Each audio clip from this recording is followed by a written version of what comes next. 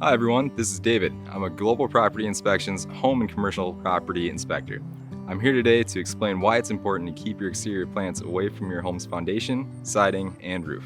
You probably don't give this much thought, but it's important to keep these components clear in order to keep your home in its best condition. Trees, bushes, and other vegetation that are allowed to grow touching your house can lead to problems like excessive moisture, rot, clogged gutters, and they can even act as bridges for insects, giving them easy access to your home.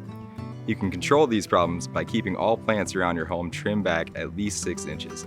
This amount of clearance is sufficient to keep insects where they belong and improve airflow around your home while keeping your plants healthy.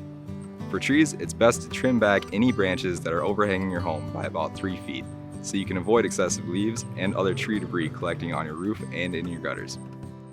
Again, this is David with Global Property Inspections. Thanks for joining us, and feel free to reach out to us with any questions. Your local inspector is always available to give you a full report on your property's condition. We'll see you next time.